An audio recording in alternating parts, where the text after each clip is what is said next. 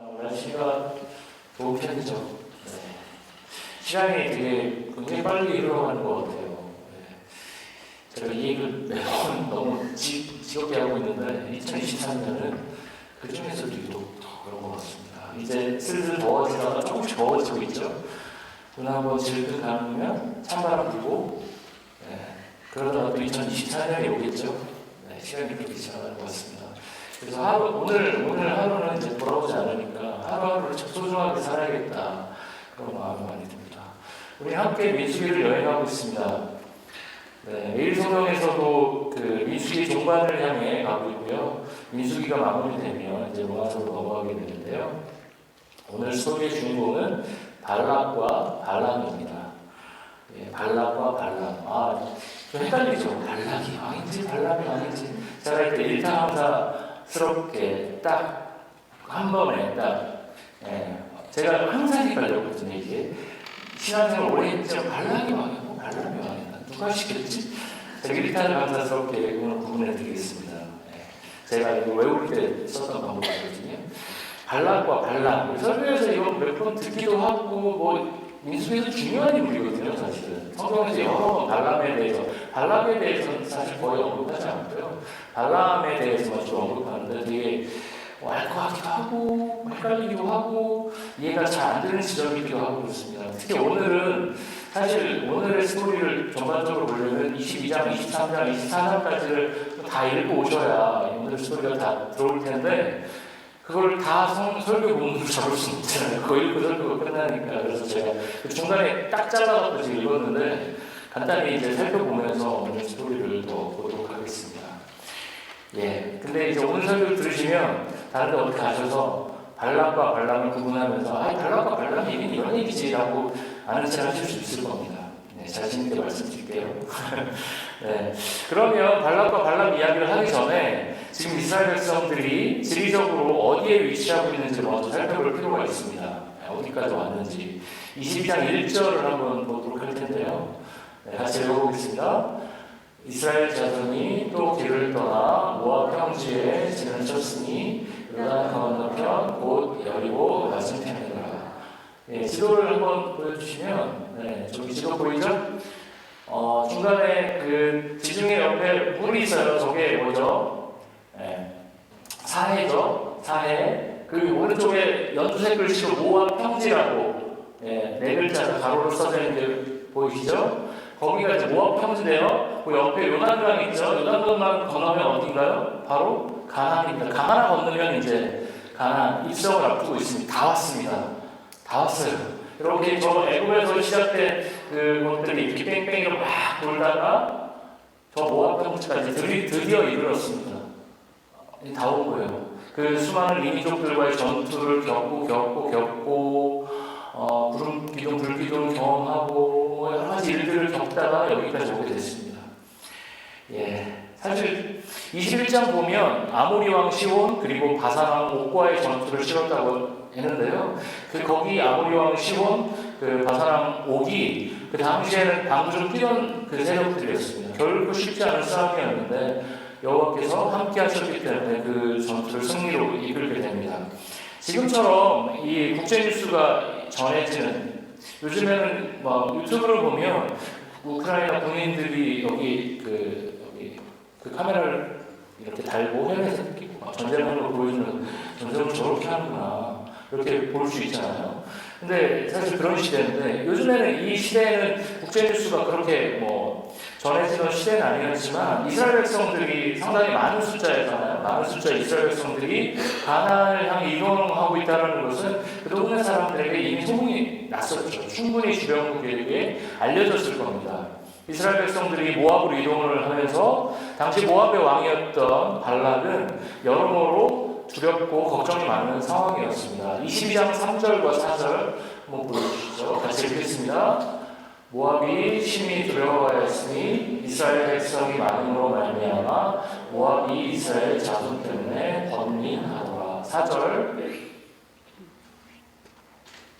4절은 3절만 있어도 됩니다.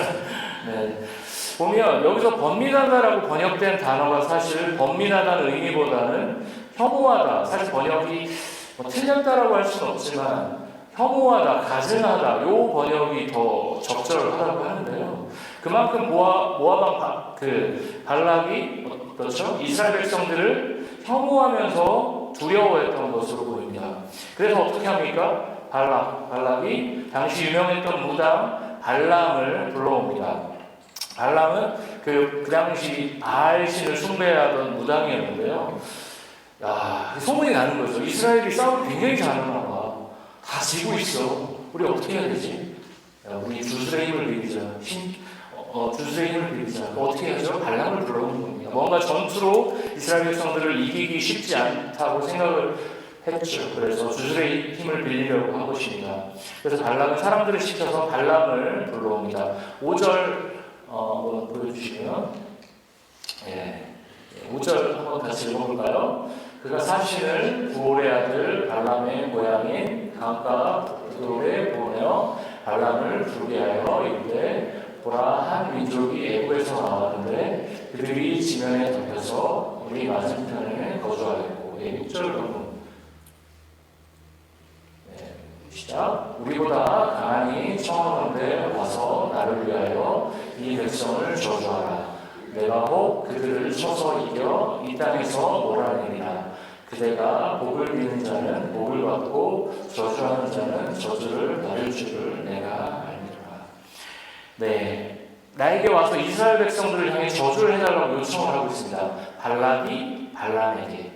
그런데 지리적으로 보면 발락과 발람은 지금 그 기준으로 보면 한 600km 떨어진 굉장히 멀리, 그래서 발락이 발람에게 사신을 보내서 불러온다는 게 쉬운 일이 아닙니다. 맹리에서 썰이 넘어가는 게 아니라 지금 600km면 저희가 7월 9일에 저기 그 메리 있죠? 메리보다 더 가야 되거든요. 킬로나 넘어서까지 가야 돼요. 거기까지 사신을 보낸다는 거예요. 지금 굉장히 먼 거리를 보내고 있는 겁니다. 그만큼 간절한 상태였던 거죠. 발락이 보낸 사람들이 발람에게 와서 자신들과 함께 가서 이스라엘 백성들을 향해 저주를 해달라고 요청을 합니다. 사람들을 보냈죠, 발락이. 그때 발람은 어떻게 반응하죠? 여호와께 물어보겠다라고 답을 합니다. 8절 보겠습니다. 8절. 8절. 8절 보셨어요? 오늘 많이 빠졌네요. 죄송합니다. 8절이 거기 위에 있어요. 위에. 오늘 읽은 구절이 있습니다. 8절 한번 보여주시죠. 8절. 같이 한번 읽어보겠습니다. 발람이 그들에게 이르되 이 밤에 여기서 유숙하라. 여호와께서 내게 이르시는 대로 너희에게 대답하리라. 모압 귀족들이 발람에게서 유숙하니라. 네, 제가 그래서 안 넣나 봐요. 그래서 빠졌네요. 어떻게 해요? 내가 기도할 테니까, 여호와께 물어볼 테니까 조금 하룻밤 묵고 가세요. 그리고 이 600km를 왔는데 나는 못하겠으니까 가세요 이렇게 할 수는 없잖아요. 이 당시에. 그래서 그렇게 하고 왔습니다. 8절 보면 그렇게 얘기를 하죠. 참 이상합니다. 바알신을 숭배하는 무당이 여호와께 묻겠다고 합니다. 그런데 12절에서 하나님께서 발람에게 답을 하십니다. 12절 앞쪽으로 조금 이동해서 12절 한번 보여주시면 뭐라고 얘기하죠? 너는 그들과 함께 가지도 말고 그 백성을 저주하지도 말라. 그들은 복을 받은 자들이라. 하나님의 선명한 답이 들립니다. 가지마. 이스라엘 백성들을 저주도 하지마. 절대 저주하지 마. 안 돼. 라고 얘기하고 있습니다.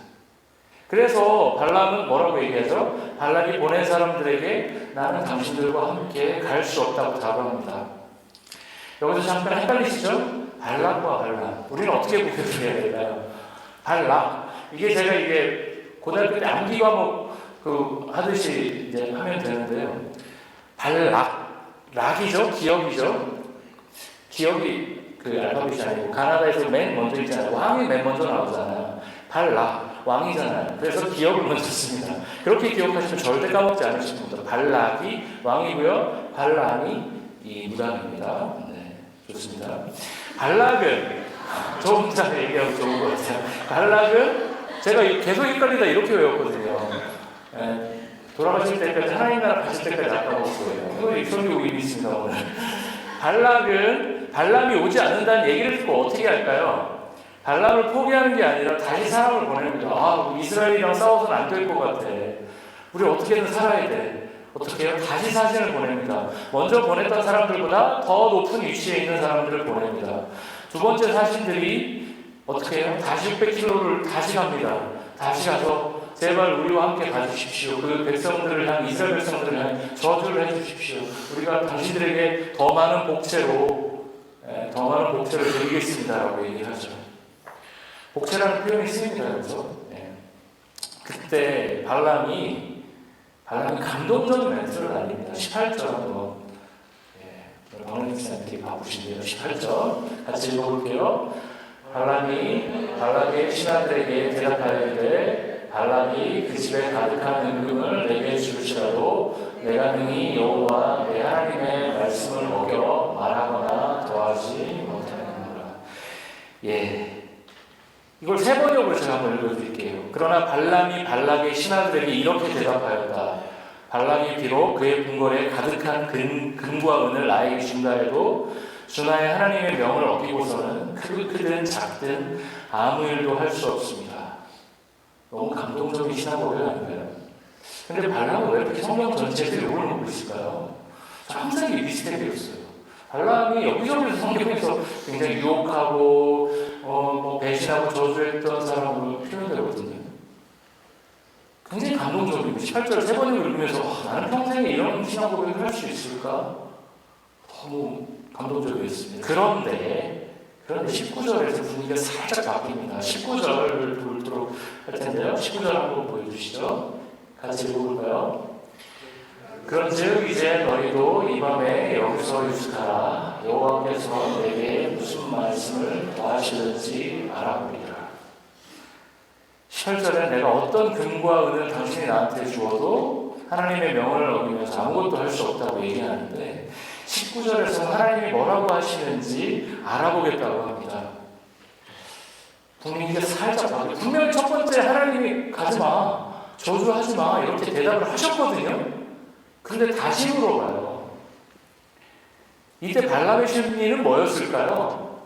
이거를 아무리 원어를 분석해도 이게 정확하게 이거라고 아주 단언하기는 어렵지만 이 문맥상으로 우리 추측할 수 있습니다. 심리는 뭐였을까요? 발람의 심리는 가고 싶었던 걸까요? 가기 싫었던 걸까요? 추측을 해보면 가고 싶었던 겁니다. 그러니까 1차에서 분명히 가지 말라고 했던 하나님의 말씀을 들었는데도 재차 하나님께 질문을 던진 것이죠. 그리고 20절 한번 보여주시죠. 20절 같이 읽어보겠습니다. 밤에 하나님이 발람에게 임하여 이르시되 그 사람들이 너를 부르러 왔거든 일어나 함께 가라. 그러나 내가 내게 이르는 말만 준행할지니라. 하나님께서 가라고 허락을 하십니다. 여기서 하나님께서 뜻을 바꾸셔서 가봐. 너 가고 싶으면 가봐. 이런 맥락이겠죠. 그래서 하나님께서 가보라는 얘기를 듣자마자 발람은 아침에 일어나자마자 모압 관리들과 함께 갑니다. 그런데 여기서 또 이상해요. 이 본문이 왔다 하면 이걸 잘 읽어야 되는데 하나님이 진노를 하십니다. 21절부터 23절까지 한번 보여주시죠. 오늘 본문이죠. 21절부터 23절. 발람이 아침에 일어나서 자기 나귀에 안장을 지고 모압 고관들과 함께 가니 그가 감으로 말미암아 하나님이 진노하심으로 여호와의 사자가 그를 막으려고 길에 섭니다.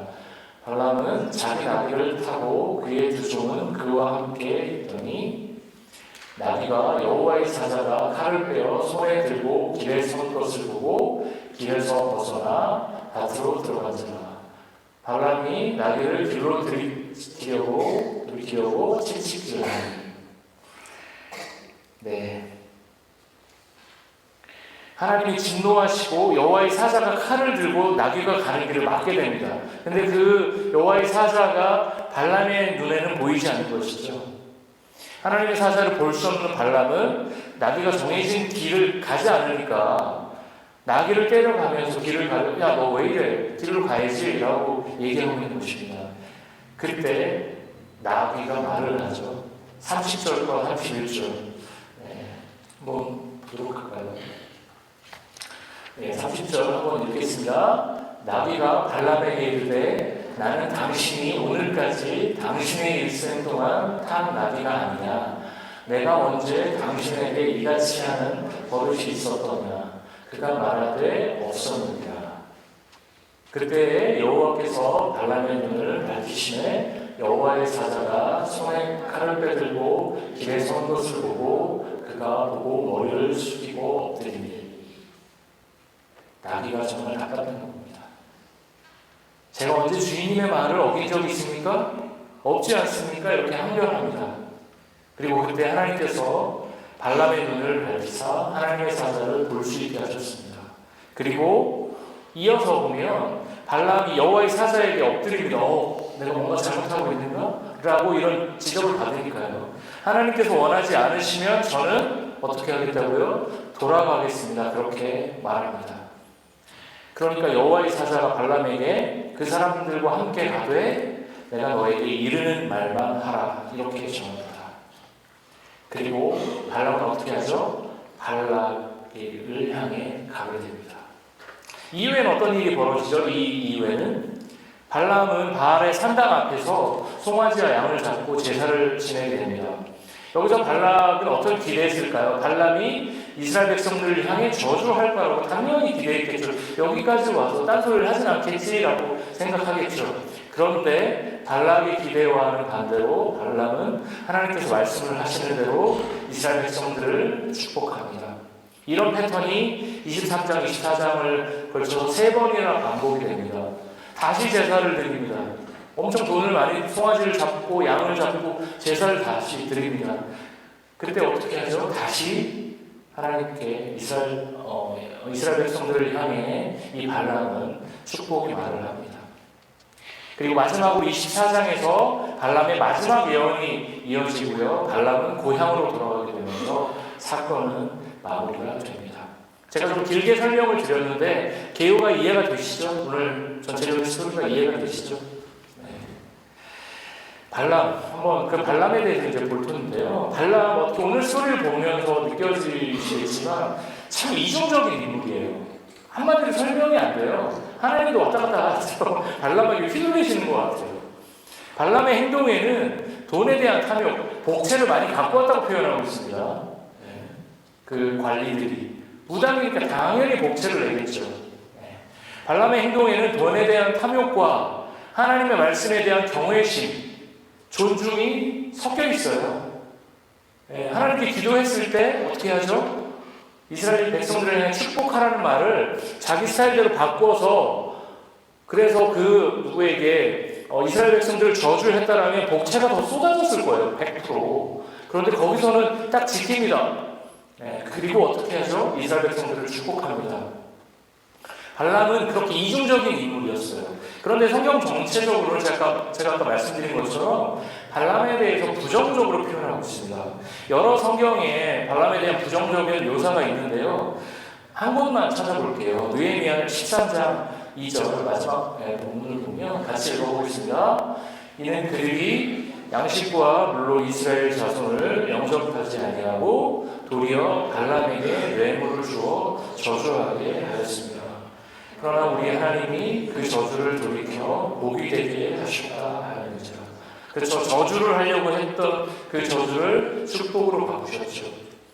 그런데 성경 전체적으로 발람을 부정적으로 묘사한다고 해서 그러면 오늘 이 말씀을 보면서 발람 나쁘고 이렇게 하기에는 민수기에서 표현되는 발람은 굉장히 입체적으로 다양한 캐릭터를 갖고 있습니다. 드라마를 보면 전 드라마를 막 즐겨보지는 않지만 재미없는 드라마가 어떤 드라마죠? 선과학이 너무 이분법적으로 딱 돼서 그 드라마 캐릭터 하나가 얘는 나쁜 놈, 얘는 좋은 놈 이러면 이게 드라마가 재밌나요? 아니죠. 한 사람에게 아주 다층적인 그 심리와 캐릭터들이 섞여 있을 때 드라마가 다양하게 재밌게 우리가 볼 수 있게 되는 거죠. 저는 발람에 대해서 읽으면서 계속 이해가 잘 안 됐던 부분이 오늘 본문이 20절과 23절에서 하나님의 말이 바뀌는 대목입니다. 이거 이해가 잘 되시나요? 가지 말라고 했다가 다시 두 번째 할 때 하나님의 뜻을 바꾸세요. 근데 가. 그런데 가라고 했으면 그냥 잘 가 하면 되는데 막상 가니까 어떻게 돼요? 네가 진짜 갔냐라고 진노하시죠. 이걸 우리는 어떻게 해석해야 될까요? 왜 하나님이 이랬다 저랬다 하실까요? 하나님이 그 예전에 개콘에서 나온 다중이 아세요? 다중인격. 여기서는 이렇게 얘기하고 여기서는 이렇게 하고 완전 얼굴 두 얼굴. 하나님이 다중이신가요? 우리가 여기서 먼저 분명히 해야 될 것은 1차적으로 하나님께서는 발람을 향해 가기를 원하지 않으셨다는 거예요. 그건 분명한 팩트입니다. 그런데 발람이 첫 번째 질문에 하나님께서 가지 말라고 하시는데도 두 번째 사절단이 왔을 때 다시 하나님께 질문을 하죠. 물론 하나님께서는 이때도 가지 말라고 하실 수 있습니다. 그러나 하나님은 발람의 선택을 존중하십니다. 억지로 막지 않으시죠. 하나님은 허용하십니다. 하나님은 인간의 잘못된 선택조차 모두 다 막지 않으세요. 푸틴이 지금 전쟁을 일으켜서 지금 우크라이나와 러시아 국민들 수십만 명이 이상됐습니다. 끔찍한 일이 현재 진행형으로 지금도 벌어지고 있습니다. 이 전쟁이 하나님이 준비하시고 원하시는 전쟁이었을까요? 저는 그렇게 생각하지 않습니다. 하나님은 우리의 고통을 즐거워하시는 분이 아니에요. 그런데 하나님은 그 전쟁을 허용하셨습니다. 왜 허용하셨을까요? 신학적으로 답을 할 수 있지만 정확히 그것을 알 수는 없습니다. 사실 솔직히 신학적인 답변이 있죠. 하나님이 우리에게 주신 그 자유의지 범위 안에서 막지 않으신다. 하나님 우리의 선택을 존중하신다. 그리고 그 악을 통해서 하나님은 그 벌어진 전쟁을 통해서 하나님의 일들을 만들어 가시다. 결국에 솔직히 신학에서는 다 이렇게 대답을 하는데요. 그렇지만 저는 이것도 정확하게 저에게 시원한 답은 되지 못했습니다. 그렇지만 분명한 건 그 전쟁마저도 하나님은 지금 허용하고 계시다는 거예요. 푸틴의 잘못된 선택마저. 21절을 보면 발람이 아침에 일어나서 자기 나귀에 안장을 지우고 모압 고관들과 함께 갑니다. 발람은 기본적으로 바알을 숭배하면서 돈을 벌던 무당이었습니다. 돈 좀 잘 벌었을 것 같아요. 바알은 어떤 신이죠? 다산과 풍요의 신이었죠. 그런 신에게 숭배하면서 팁 내는 거 아까워하면서 그렇게 했을까요? 엄청나게 그랬을 겁니다. 발람은 돈을 많이 벌었을 거예요. 그에게 많은 복채는 충분한 동기부여가 됐을 겁니다. 이미 하나님이 오케이 사인이 떨어졌어요. 두 번째 기도했을 때 물어봤을 때 그래 가 했을 때 이제 발람을 향해 가는 달리는 길만 남았을 겁니다. 기분이 어땠을까요? 발람은 신났을 겁니다. 그래 하나님 오케이 사인이 떨어졌으니 가야지 라고 있을 겁니다. 그때 하나님은 어떻게 하시죠? 하나님은 신나서 가고 있는 발람을 향해 누구를 사용해서 나귀를 사용해서 경고를 하고 계신 것입니다. 그 길을 한번 막으신 겁니다. 발람아, 내가 너가 가는 길을 내가 허용했지만 너의 선택을 내가 존중하지만 너가 가는 그 길에서 내 말을 벗어나서는 안 된다. 끝까지 나귀를 통해서 한 번 더 경고하고 계신 것입니다. 저는 이 장면을 보면서 인격적인 하나님의 진면목을 보게 된다고 생각합니다. 그냥 안 돼. 두 번째 기도했을 때도 안 돼. 가지마 라고 하실 수 있는 분이셨어요. 그게 오히려 일관성이 있어요.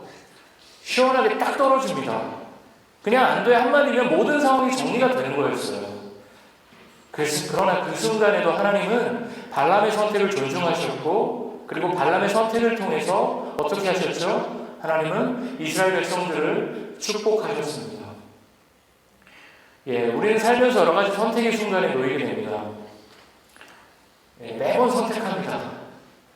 제가 간사로 살면서 학생들에게 설교를 할 때 그런 얘기를 많이 했습니다. 어떤 선택에 대한 설교를 하면서 제가 이미 기혼일 때도 그렇고 미혼일 때도 그렇고 그때 제가 대학생들에게 그때 한참 핫했던 제일 유명했던 배우가 김태희, 송혜교 이런 배우들 만약 나에게 옵션이 주어진다 김태희, 송혜교 두 배우와 결혼할 수 있는 옵션이 나에게 주어진다. 그러면 나는 어떤 선택을 하는 게 더 성경적이냐 이런 유치한 질문, 아주 유치한 질문을 많이 했었습니다. 제 유머의 수준이에요.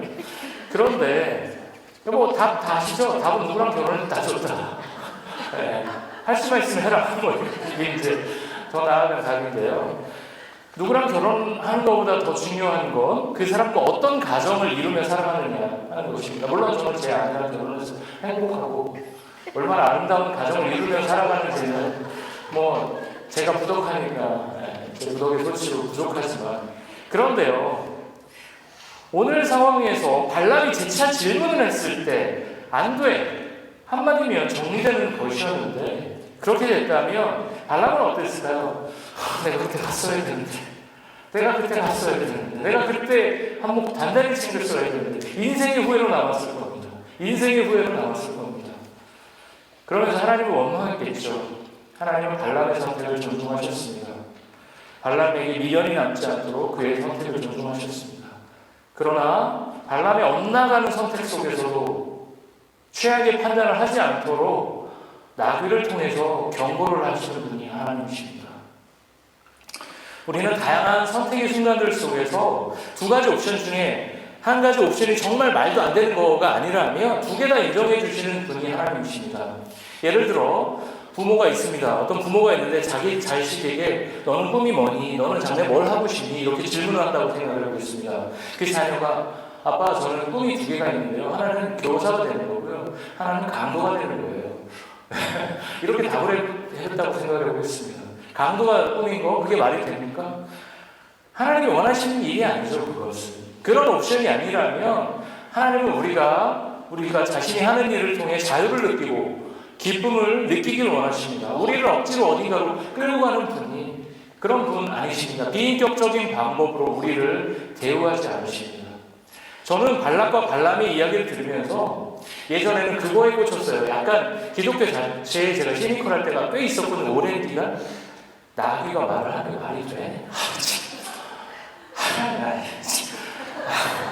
제 원래 스타일이 너무 연기가 아니라 진짜 이렇게 예전에 더 그랬는데요. 네. 힘하라 이랬거든요. 제가 너무 웃겨갖고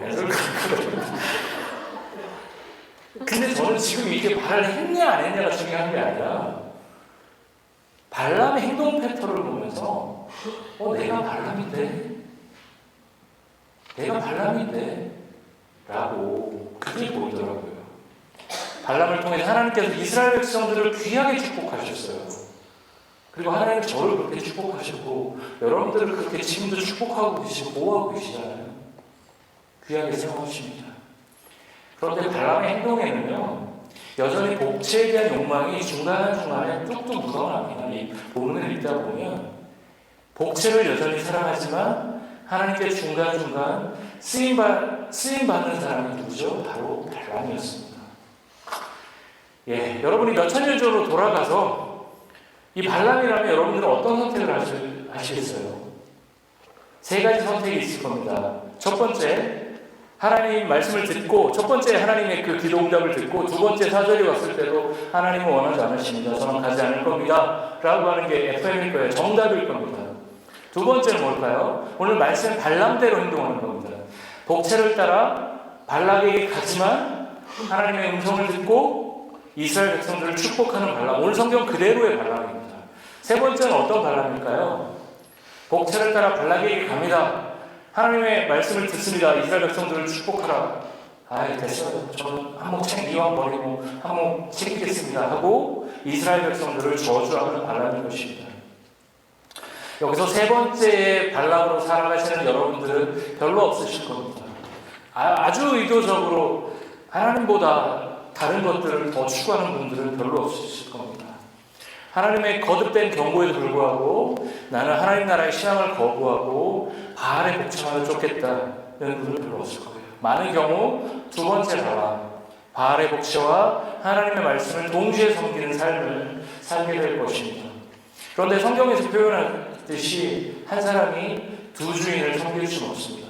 우리는 많은 경우에 우리의 허물을 숨기고 내가 이렇게 하나님께 쓰임받았다는 것을 자랑하면서 지냅니다. 특히 사역자들 경우에, 저를 포함한 사역자들 같은 경우에는 그런 경향이 더 두드러집니다. 하나님을 사용하시거든요. 그런데 어떤 시점에 하나님께 쓰임받았다고 해서 그 사람의 삶이 하나님 앞에서 정당해지는 걸까요? 나머지의 삶이 하나님 앞에서 정당해지는 것일까요? 우리는 질문해야 됩니다.